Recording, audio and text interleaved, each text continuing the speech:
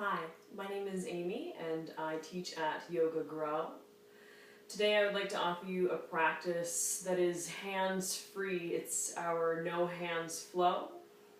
Something we've been working with and playing with to keep you up and off your hands using your feet and just not having that need to get down to the floor to have a good practice.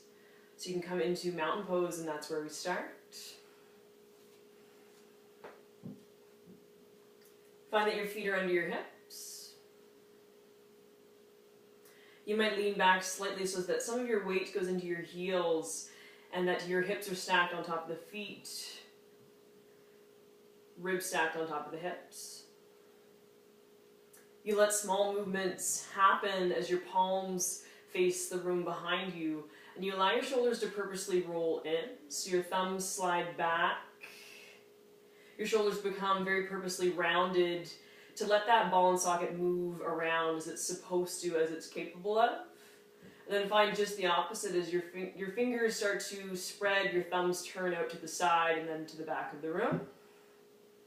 Find a few spins like that, moving from your hands, from a smaller part of the body to affect what's above it, so that the elbows and the shoulders gain a bit of a floss.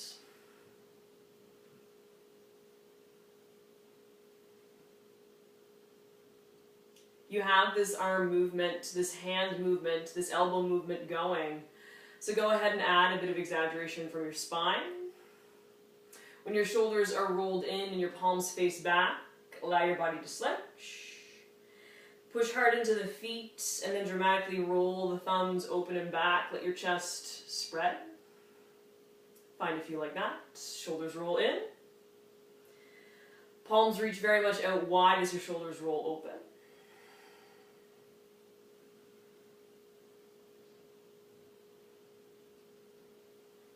The next time that your hands are open and your chest is wide, you find this bursting action to spread your fingers even more, to reach your hands down. You find a smooth range of motion to reach your arms out to the side walls, to reach your arms up above you in your first extended mountain. You'll face the top of the mat to practice your sun breath. With effort, you reach your hands up as if you're putting gloves onto your hands. You move your chest forward, your arms believably touch the sides of the room, so you lengthen as you swan dive and fold.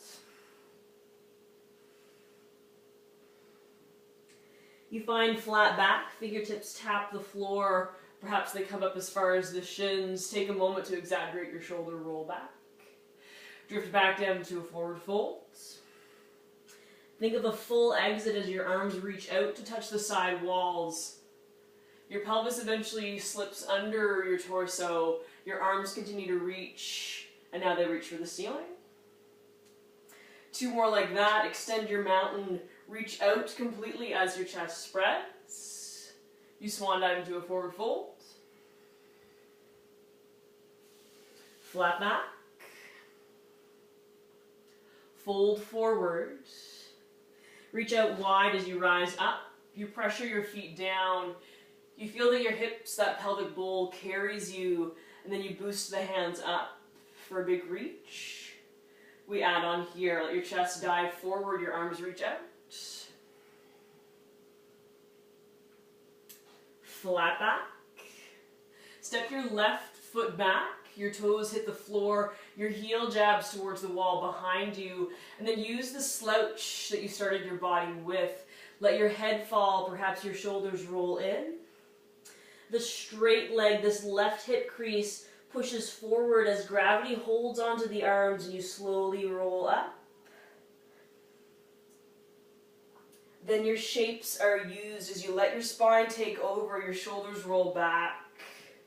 You grow taller, your hands reach down, then they reach out wide to the sides. You follow through as your arms reach up. Then in this crescent lunge, seal it together as your fingers latch. Your palms flip up towards the ceiling. Find that there's a tension in your fingers as your palms pressurize the ceiling. Your pinkies slide back. Your left heel is still poking back, your left hip crease drags forward as if to oppose that whole thing. Then you relieve very dramatically that tension of the hands. As you fling into Warrior Two, let's keep the fingers spread. Left heel hits the floor, the fingertips point up. Your wrists gain some space as you push the sides of the room away. You stare into your right hand, you keep those fingertips up. The strength begins at the right outer hip to haul your knee out wider, and then feel the security as your right hip goes under your body. You pour some of your weight into the left foot. Drop your shoulders down, push the hands out even harder, even wider. And then use this nice hand shape to find some continuity as your fingers interlace behind your back.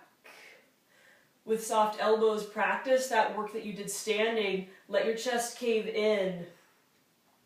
Perhaps you tighten the elbows as your shoulders roll back. Your knuckles go down. Just do that one more time. Roll the shoulders in with some purpose, with a floss-like action. And then really roll the shoulders back and down. Lift your ears up as your knuckles go down. Then your legs, keep hold of your weight. They feel secure as you duck your chest to the inside of the front leg. When this happens, you let some weight fall into your shoulders, but then you oppose it by lifting your knuckles up high.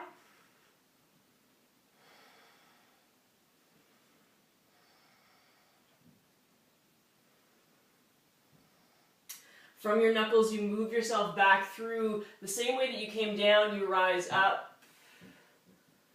Chest is wide and obvious at the top. We repeat the tension release as you fling the hands, spread your fingers and point out to the sides of the room. Now let the palms lift up. Thumbs can drag back as you take a reverse warrior. This right arm stays above the head, but we exchange the legs. Straighten the front knee, toe that right foot in, dig the left toes out, and just slide your left forearm down your leg so you're in a side angle stretch. Now working on the left side of your body. Left thigh is bent, right arm is over your ear.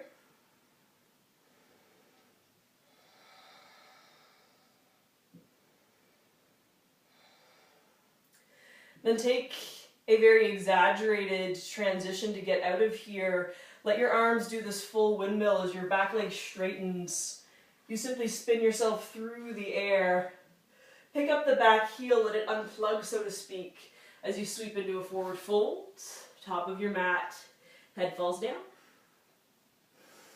Let's add some standing work before we transition to the other side. Come up through ragdoll this time so your arms stay heavy. We'll move one-sided as the hips jut forward. Your chest goes up, but takes your right arm up with it. You put a glove onto your body as you reach up. You turn slightly right as you reach back. Perhaps the hand has the range of motion to reach down. You follow through as your fingers reach for the floor, they reach for the back. Your hand reaches for the ceiling. There's a feeling of slouch, a feeling of cat pose as your arm goes down.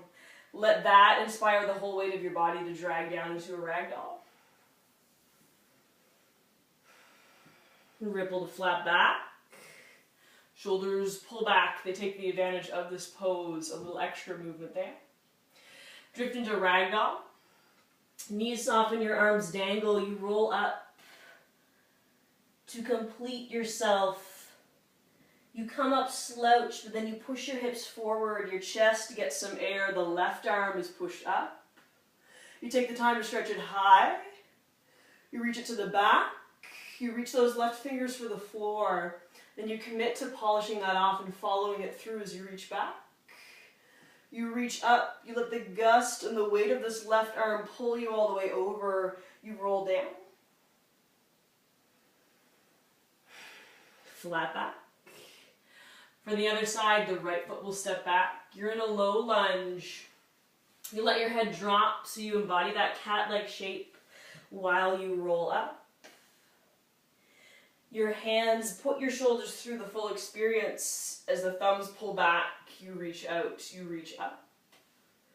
Lace your hands to seal the pose and then polish it as your palms flip up.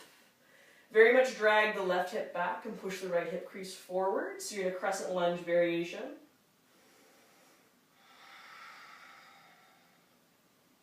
The hands remain this dramatic as they fling from their place above you. Land your back heel, you'll be in warrior two. Stare over the left fingers, push the side walls away from you. There's a follow through in your body as your hands interlace behind your back. There's a repetition and a practice as your elbows bend. You might look down as your shoulders cave in, but then use your effort to roll your shoulders back, down, and out. Squeeze your elbows. Give that one more practice. Soften the elbows. Roll your shoulders in. Then move into your own space. Let yourself open. Knuckles down. You feel muscles spread wide across your chest. That stays the same while you duck to the inside of your knee. This left thigh bone catches you, so you take the interest in pulling that left thigh back and under your body, especially from the outside of the left hip.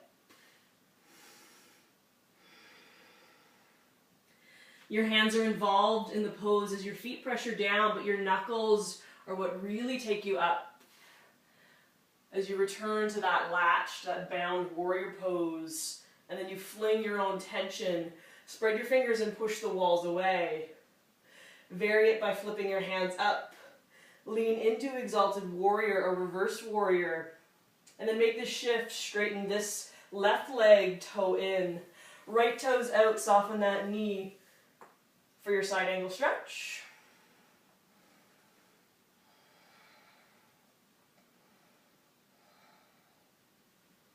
It's both dance and coordination that get you out of here as you straighten the front leg. Your arms sweep through the air. You rearrange the feet so that you're facing the front of your mat, and you simply sweep yourself into a forward fold. Flat back, your chest lifts up. Fold forward, then one more standing sequence. Your head stays heavy as you roll yourself into chair this time, so both of the legs behave like they're the front leg of your lunge pose. So this is an experience that you've already had. Sides of your body are warm, so you allow a twist to happen. Let's let the hands prayer above our head first. Think of opposition in your body as your sit bones go back, your fingertips cut forward like a sword. So you lean first, and then you twist over to your right. Hook your left elbow. See that your hips are on this even plane. Roll your right shoulder back.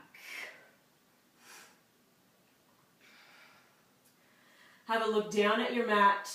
Lift the left heel, quietly step that foot as far back as you can get it. Your toes land, your heel pushes back.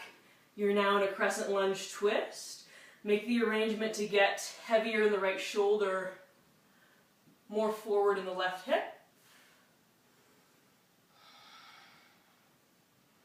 Come all the way to a reverse warrior. So you've also been here, your arms are long. The right arm gets some work away from the right leg. For full movement, reach the right fingers back. Reach the right hand up. Reach it forward as it takes some of your weight with it. Then bring your forearm down. Have a follow through of the left arm as it goes up and over your ear. You're in yet another side angle stretch.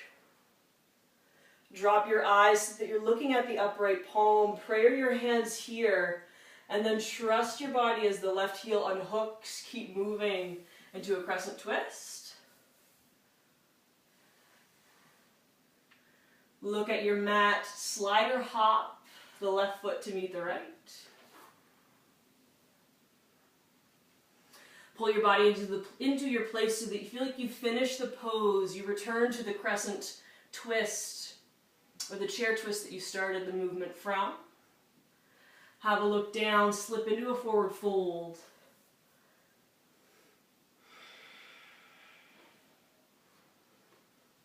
Flat back.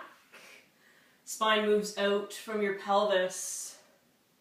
You ask for more shoulder space. Still moving into your own space. Forward fold. You roll into chair. Both of your hips have that responsible behavior of being pulled back. Above you, your hands touch so that they are prayered. You can exaggerate like a dive to send your hips back, the points of your fingers forward, just before you twist over to the left. I secure my elbow, let the left shoulder roll back. For balance, you can look down, lift the right heel, quietly reach, and step that foot back. Once your toes hit the floor, lean into that right heel, and then maybe you can recalibrate the shoulders. Perhaps your gaze switches up. You go clear into a reverse warrior. Right hand and right foot take on some of your weight. Left arm goes up over your ear. Full range is in your experience as you reach back. As the left arm reaches up, you reach for the top of your mat. On the way, your left elbow bends. The right arm is hovering and ready to stretch up over your ear. And have a look down so that you're looking into that left hand. Right hand seals on top of it. So you form this prayer arm shape. Pick up the back heel. Come back to where you started in your crescent twist.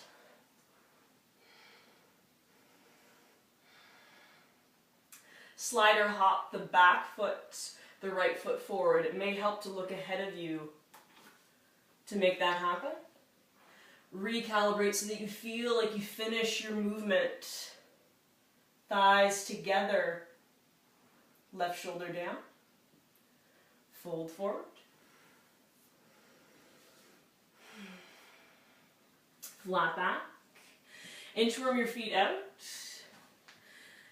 Get a stance that's wider than your hips and then point your big toes out.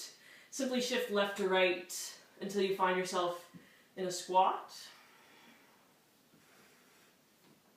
You can lean in on your body for a moment and then get out of your pelvis as you roll your chest and your shoulders up and back. Hands pressure in, knees push out.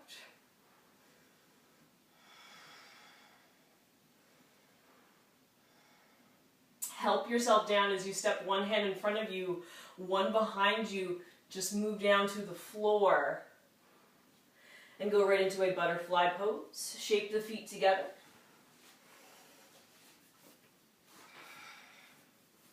Your knees point out. Lace your hands underneath the pinky toes. Move your chest up. And then lean into butterfly.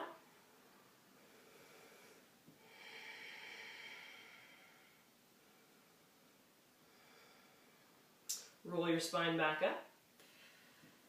Then take a simple seat. Roll your shoulders back and down and just allow yourself to rest. At home you could take a seated practice on the floor if you have a few more movements that you'd like to do, or this could take you right into Shavasana. Thank you for practicing with me, and have a good day.